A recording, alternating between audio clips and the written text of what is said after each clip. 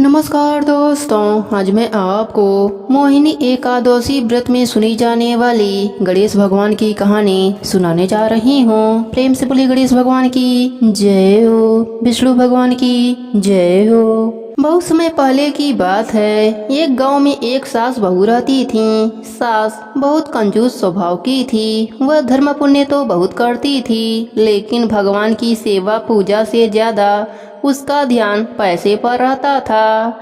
एक बार उसने व्रत का उद्यापन किया, सारे परिवार और पड़ोसियों को खाने का निमंत्रण दिया। उसने सोचा कि अगर मैं ब्राह्मण भोज करा दूं तो उद्यापन पूर्ण माना जाएगा, पर अगर कोई पेटू ब्राह्मण आ गया तो उसे भोजन कराने में बहुत खर्चा हो जाएगा। उसने अपने बहू से कहा, मुझे एक ब्राह्मण को जिमाना है, तुम एक काम करो, कोई छोटा लड़का देखकर न्योता देकर आ जाओ और एक व्यक्ति की रसोई ज्यादा बना लेना। बहू घर से बाहर गई। कुछ दूर पर ब्राह्मण के लड़के गेम खेल रहे थे। बहू ने उन्हीं में से एक को बुलाकर कहा कि तुम 12 बजे हमारे घर पर भोजन करने आ जाना। लड़के ने कहा, मेरा नाम गणेशा है, आप मुझे गणेशा गणेशा पुकारना, मैं उसी समय आ जाऊंगा।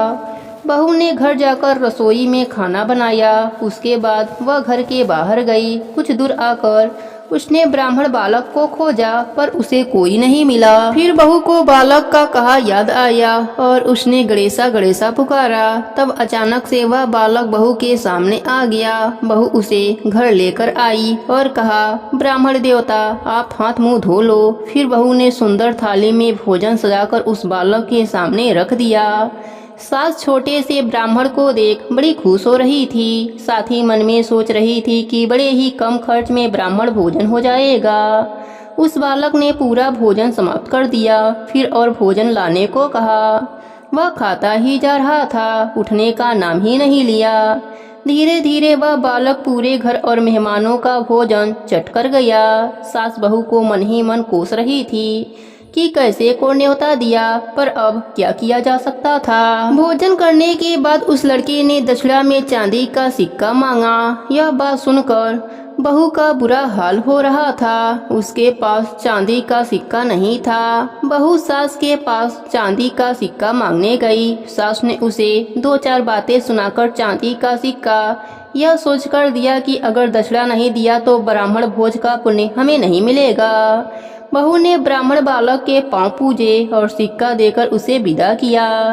जैसे ही वह बालक विदा हुआ, तब सास बहू ने मुड़कर घर के भीतर देखा। घर में खूब हीरे मोती चमक रहे थे। सास बहू दोनों धन देखकर बहुत खुश हुई और बोली, गणेश जी का हम पर कृपा हुई है। हमारे धन्य भाग जो हमारे घर गणेश जी भोजन करने पधारे। हे गणेश जी महाराज, जैसे आपने सास बहू पर अपनी कृपा करी, वैसे ही अपने सभी भक्तों पर अपनी कृपा बनाए रखना। कहानी अधूरी हो तो पूरी करना, पूरी हो तो मान रखना, सबके व्रत को पूर्ण करना।